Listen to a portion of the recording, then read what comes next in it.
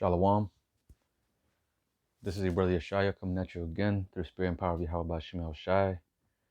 Before I get started, I'd like to give all praises, honor, and glory to Yahweh Bahashem Yahweh Shai, Bahashem Racha Kwadash. Double honors to the apostles and the elders of Great Millstone who taught me this truth and rule well. Peace and blessings unto the hopeful elect, pushing his word throughout the four corners of the earth in truth, righteousness, and sincerity. To you I say Shalom.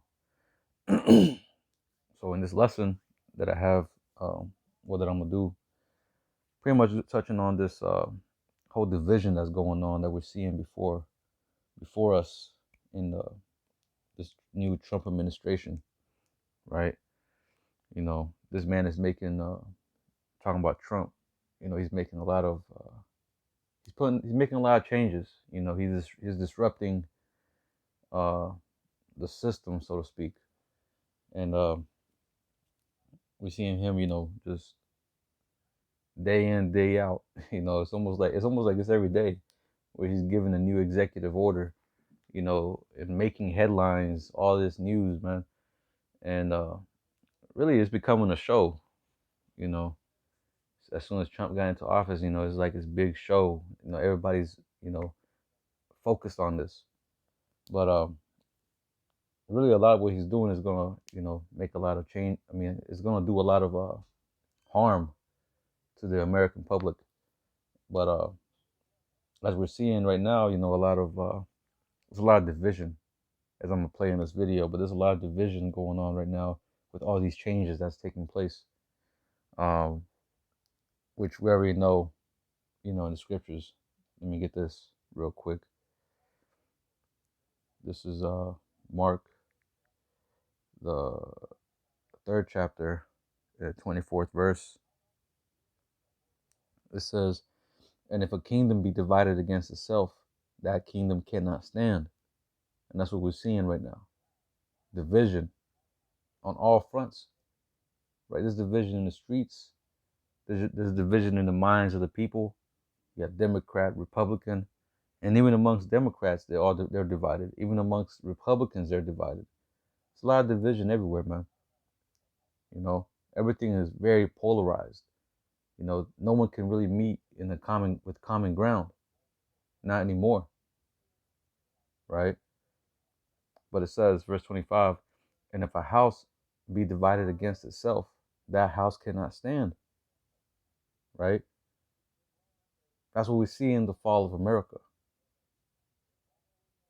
Right? But it says, verse 26, "And if Satan rise up against itself and be divided, he cannot stand, but hath an end." And we're coming to the end of this man's place, of this man's kingdom, Salakia. We're coming to the end of this man's reign. Right? Esau's era is about to be done away with. The so-called white man being in power and rulership, making the decisions, calling the shots. That's coming to an end. And call Yahweh Shem El Shai for making things quick. The Most High is speeding up the times, man. As we see. Right? News article after news article, video after video of signs of America falling. The end of this place. Right? The scriptures talk about better is the end of a thing than the beginning thereof. We're at the end of this man's empire, this man's system. And we understand that we got next. Pursuant to, 2nd Ezra 9 and 6, or 6 and 9. Right? We're at the end of Esau's empire. All right? But let me get this real quick. Let me play this for y'all. It's about a 5-minute video. And I also got another video I want to play, but I'm going to play this first. Let me go ahead and play it. That has really striking revelations, and it's from inside the Trump cabinet meeting. And this is something where we're going to learn a lot in the next couple of moments. You may have heard a little bit about it, but I'm going to go through the evidence, the facts here, because it is exactly what this Trump White House and a lot of what Elon Musk is up to.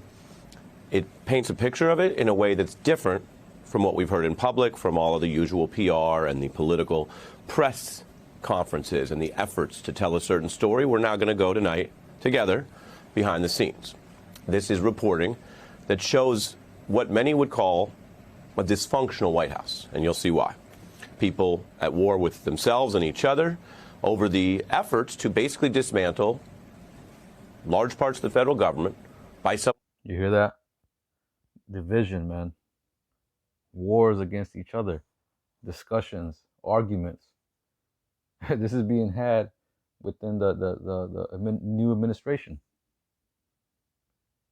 Let me keep playing it more. Someone who doesn't run the federal government wasn't elected to the position, Elon Musk, and clashing with the very people who, of course, the president also picked to be in charge of these departments. And we often draw on different reporting around here. You know that from watching the news, right? We mentioned different stories. This is from the New York Times. Credit to their reporters, their journalists getting this story out. And it is a bombshell. The Times reports that Musk basically ended up in a clash, a conflict with much of the cabinet. That was Thursday this week. And laced into these other officials, some of whom are important, right? If you're picked to run the State Department, you are a pretty important official within the government. And just to put it clearly, we are talking right now about an unelected billionaire sitting in on these important meetings and going at people in very intense terms. And the substance matters as well as, quite frankly, the emotion and the gossip of this, because it's all part of how this government is being run. Musk going at Secretary of State Rubio, according to the New York Times, basically saying that Rubio was not firing anybody. Quote, "You have fired nobody." And Rubio responds, what about the more than 1,500 State Department officials who took early retirement in buyouts? Didn't they count as layoffs? Rubio asking then sarcastically if Musk wanted him to rehire all those people just so he could make a show of firing them again. These are two people at odds over the department that Rubio runs, and the subtext there is about who is being honest or accurate and who is just trying to put on a show. Musk then, the Times reports, was, quote, unimpressed and told Rubio actually he was the show, that he was, quote, good on TV. The subtext, the Times says, being that he was not good for much else. And let's be clear, both of these men have risen in their careers through some aspect of public show. Rubio ran for president. Musk was on the campaign trail. He's made himself into a big deal out in public, but that's how they deride each other in private, basically saying, you're not for real. No, you're not for real. No, you just do it on TV. Here we are talking about it on TV. Now, the Times reports the meeting was actually hastily scheduled because Trump's cabinet members, again, the most important people he's picked to run the agencies, had reached a kind of breaking point about what they call Elon Musk's chainsaw approach here to the cuts. And the meeting was in the cabinet room. The president was presiding, 20 officials attending.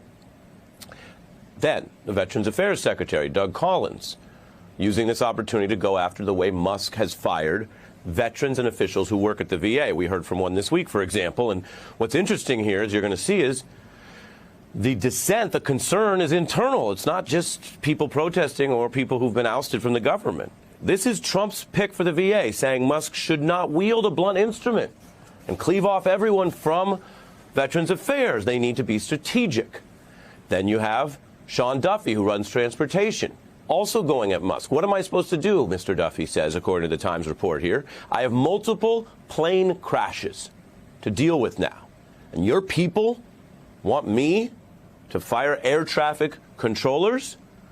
The question kind of makes the argument that that sounds absurd, dangerous even. And Musk then responds to that logical sounding question and says, well, Duffy's basically a liar. Quote, Mr. Musk told Mr. Duffy his assertion was a lie. And throughout all of this, the Times reports that a president who, of course, used to do pretend boardroom meetings on his reality show, Trump sat back in his chair, arms folded as if he were watching a tennis match. The meeting ended. Trump said that he does support Musk's ongoing cuts, but that cabinet members are supposed to run their agencies. And he said something that is actually a restoration of what the rules are supposed to be, and it is a sign of dysfunction, and many experts would say failure, that the president, with all his power, had to say this out loud. I really want to emphasize this because it's extraordinary reporting. That's why we're leaving it up on the screen. The Times with quite a scoop here. Quote, "From now on," Trump said, "the secretaries would be in charge. The Musk team would only advise." Translation, that is a demotion for Elon Musk. So you heard that, right? Now, again, there's a lot of division. There's a lot of disagreements with how Elon Musk was doing things. So, I mean, you got to understand, you got to picture this in your mind, because Donald Trump came into office. He has the presidency, he has the House, and he has the Senate. So everything should be seamless. But within his cabinet, he's having divisions, he's having discussions, he's having disagreements, right? For anything to work fluidly or work properly, there has to be no disagreements. There has to be no isms, no schisms, right? But we're seeing what's going on right here. You know, this is real. Ultimately, this is really the Spirit of the Lord working, dividing them up, breaking that whole shit up. Because again, this all pertains to prophecy, right? Now, I want to play another video right here. A door is opening for you in more than 60 countries. Peace Corps volunteers. Now, when I read this, it says Democratic Republican Al Green. I thought this was talking about Al Green, the singer, but it's someone else completely. But I just wanted to throw that in there. I thought that was kind of funny. But it says Democratic Republican Al Green thrown out of Trump's address in Congress. Let me play this. Business optimism saw its single largest one-month gain ever recorded, a 41-point jump.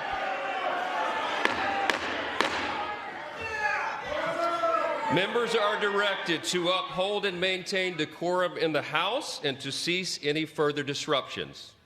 That's your warning.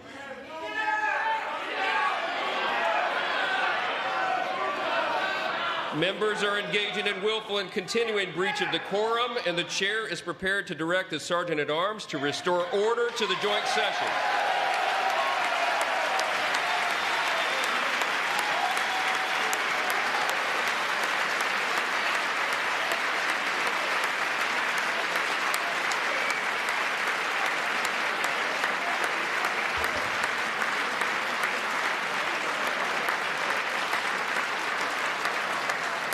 Mr. Green, take your seat.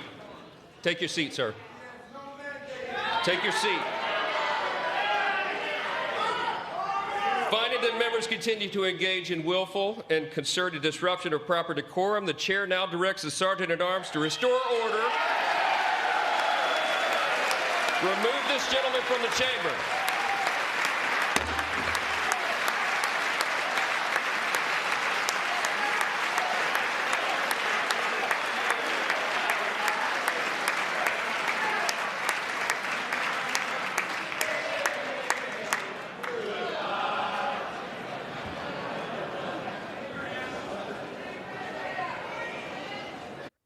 That's pretty much it on that.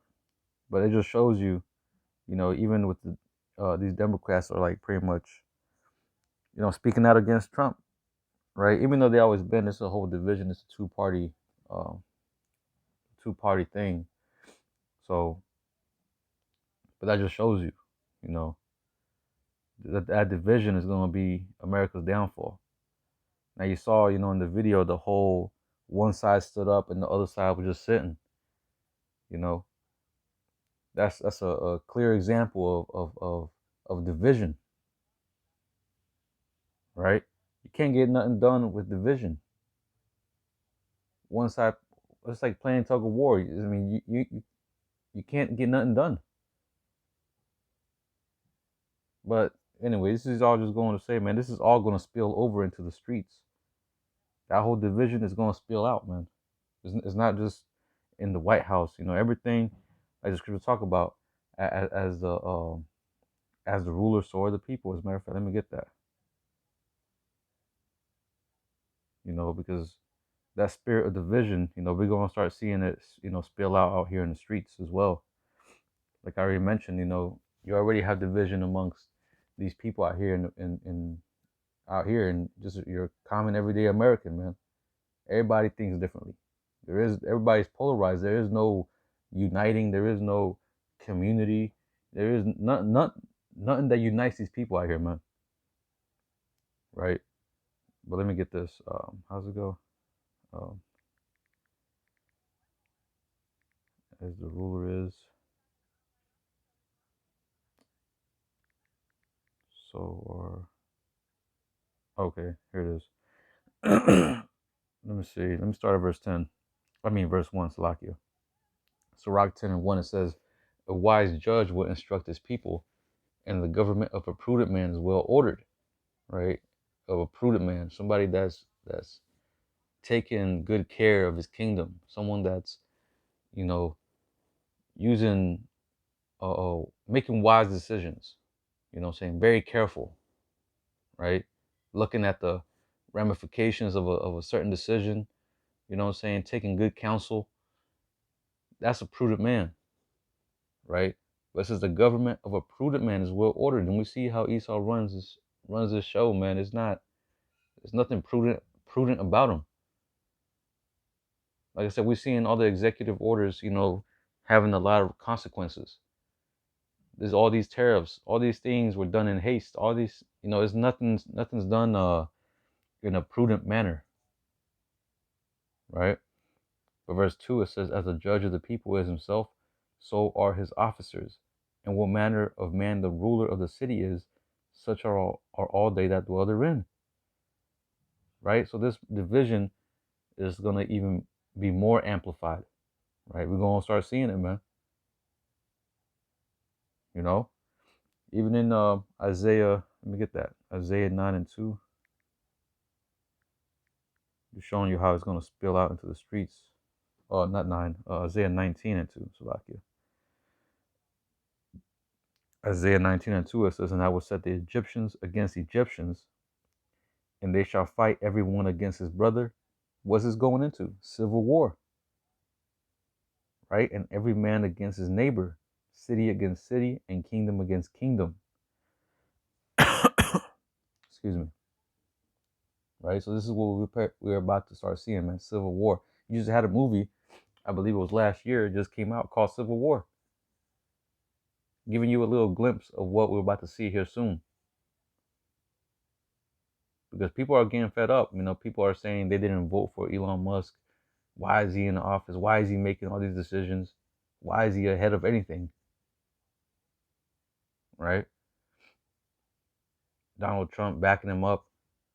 But now we see, I don't know how how the leadership structure is going to be handled, but we'll see here in this next coming weeks if this Elon Musk is going to be completely taken out the way, or if he's going to be making decisions just in the back end. You know what I'm saying? But we understand, this is ultimately the will of the Lord, and as it says in what was it? Proverbs 21 and verse 1, it says, the king's heart is in the hand of Yahweh, as the rivers of water, he turneth it whithersoever he will. Right? At the end of the day, the will of Yahweh B'Shem Yahushua is going to be done. Right? But this also shows, this division also shows that this is that kingdom in the book of Daniel. Let me get that. Daniel, the second chapter. Let me scroll down. Going into that fourth beast, Rome, right? It says Rome. Daniel 2, I'm going to start here in verse 40. Daniel 2 and 40, it says, and the fourth kingdom shall be strong as iron, for as much as iron breaketh in pieces, and subdueth all things, and as iron that breaketh all these, shall they break in pieces and bruise. So again, as the subheading says, this is talking about Rome. And it says, and whereas thou sawest the feet and toes, part of potter's clay and part of iron, the kingdom shall be divided, but there shall be in it the strength of the iron, for as much as thou sawest the iron mixed with miry clay.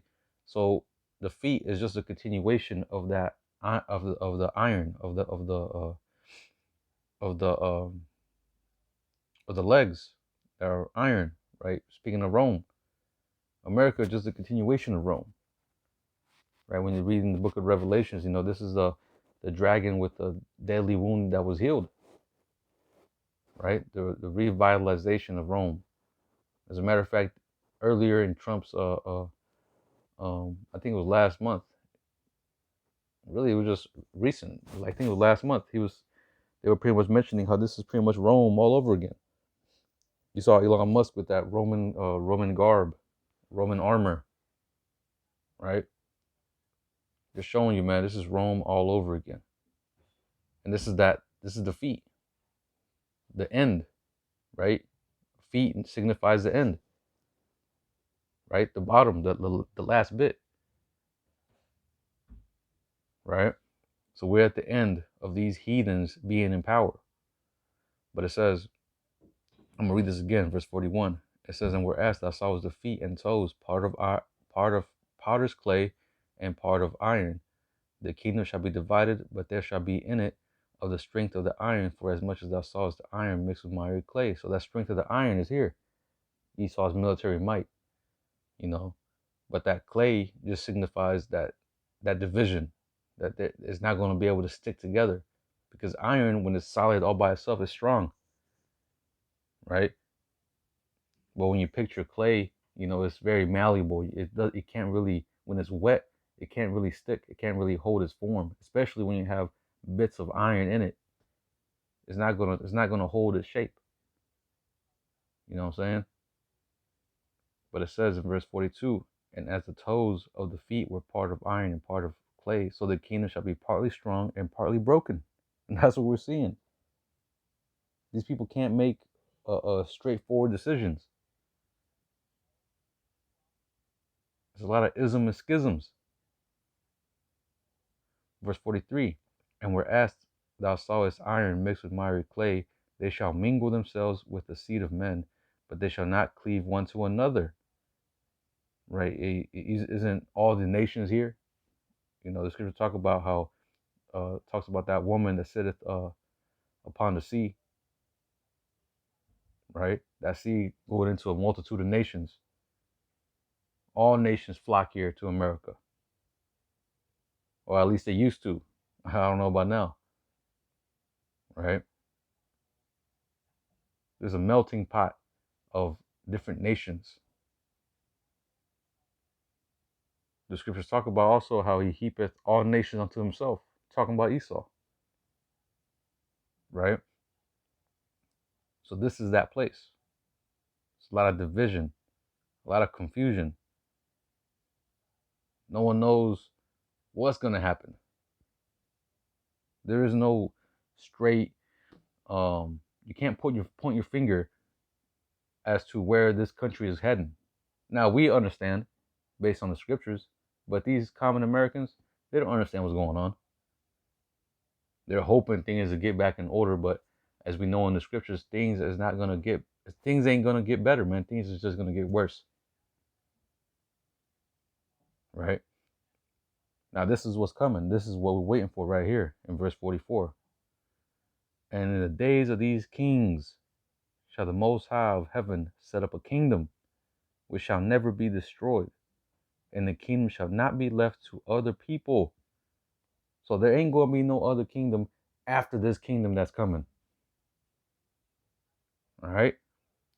It says, but it shall break in pieces and consume all these kingdoms, and they shall stand forever. You see? That's what's coming, man. The kingdom of heaven, the kingdom of our Lord Yahweh Shah. Our kingdom. Right? And it's going to be forever. Like it says, it's not going to be left to any other people. You know, just like the Babylonian Empire, right? Whenever it fell, it was left unto the Medes. Right? Or the Persians. I forget which one it was. I believe it was the Medes. the Medes took it over, and then the Persians, that's why they had the Medo-Persian Empire. But because the Medo-Persians, the Medes and the Persians, they pretty much had like a joint rulership. But nevertheless, this just shows you that this place is done, man. This place is on its way out. This is prophecy coming to pass, right? But this is a clear cut proof that we're living in the last kingdom of these heathens. America is this kingdom that's about to be destroyed. All right. But it says in verse 45, for as much as thou sawest that the stone was cut out of the mountain without hands, and it brake in pieces the iron, the brass, the clay, the silver, and the gold, the great power hath made known to the king what shall come to pass hereafter, and the dream is certain, and the interpretation thereof sure. So it's guaranteed. Right? The Most High said it, you can bank on it. It's going to come to pass. Right? Scriptures talk about the vision. Let me see. Will not tarry.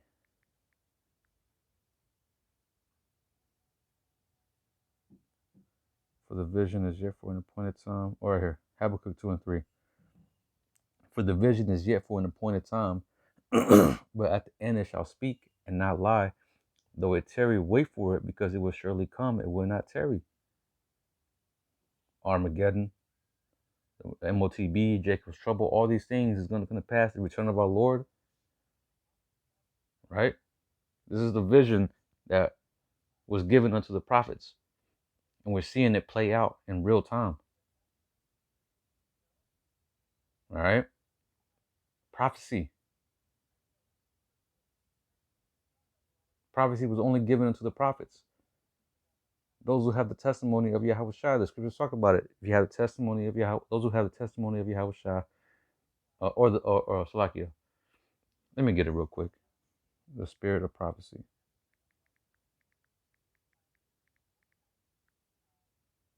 Something that your pork eating reverend don't tell you.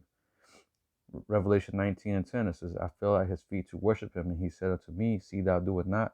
I am thy fellow servant and of thy brethren that have the testimony of Yahushua. Worship the Most High, for the testimony of Yahushua is the spirit of prophecy. So if you have the testimony of Yahushua, you will be speaking of prophecy. And this is prophecy, right? That America is the last kingdom to be in power, the last heathen empire before the return of our Lord Yahushua. Right? And this is the kingdom that's going to be destroyed by nuclear destruction completely. Right? Now, I want to close it off with this. Isaiah, as I don't want to make this too long. I just wanted to bring a couple of those precepts out. But this is Isaiah 25 and verse 9. It says, and it shall be, saith Salakia, and it shall be said in that day, lo, this is our power. We have waited for him, and he will save us. This is our Lord. This is Yahweh. We have waited for him, and we will be glad and rejoice in his salvation, man. Hey, this is the day we've been waiting for. It's here. We can see it plainly, man. There is no ifs, ands, or buts, man. We can see it plain as day. It's only a matter of time before all hell breaks loose, man. And the Lord Yahushua cracks open them clouds, destroys this place, and gets us the hell up out of here, man. Right? But that's pretty much it. We've seen that division is going to continue to, that gap between people is going to continue to get wider and wider, man. The division is going to get greater and greater, to the point where people ain't going to bear to even stand seeing each other. right? The scriptures talk about the love of many shall wax cold, right? And we're seeing it on the streets. Motherfuckers getting run down, getting shot up, you know, breaking into people's houses, people's stores, you know, people protesting, getting angry at the policies that's being implemented. People can't pay for food. You know, things is gonna get more and more tighter, man. Just watch. You know, from our apostles and elders on down, we've been saying this for the longest. And now y'all are living it. So what do you doubters got to say now? Like the scripture says, you know, hey, laugh now, but you shall cry later. Right? We're about to see a lot of tears in these coming days, man. In these coming days, we're going to start seeing a lot of people crying, going to TikTok, Instagram, Twitter, you know, showing their dumbass looks, dumbass faces, over here crying and shit. All the problems that they're going to be facing, coming across, based on their leadership, who they put into the office. Because the scripture talk about it. Let me get that. And mainly Jake, man. Mainly Jake. This is Isaiah 30. Right here. Isaiah 30:1. It says, woe to the rebellious children, saith Yahweh, that take counsel, not of me, but not of me, and that cover with a covering, but not of my spirit, that they may add sin to sin. Right? You don't understand that what's coming, you're going to need a covering. You're going to need protection. Where does that protection lie in? Right? 2/3 are going to rely on Esau, the government. The scriptures talk about how, you know, the Egyptians shall help in vain. Right? As a matter of fact, let me get, I think it's verse 30. I mean, Isaiah 31. Let me see. Bear with me. Or it might be Isaiah 30. It might be the same chapter. Yep. I'm going to just skip down to verse 7. For the Egyptians shall help in vain and to no purpose. Therefore have I cried concerning this. Their strength is to sit still. And that's what we're about to see, man. Jake's gonna be crying and hollering for help from the government. They ain't about to do a damn thing. They're already cutting y'all's EBT. I mean, not EBT. Yeah, EBT. I thought I said BET, but yeah, EBT.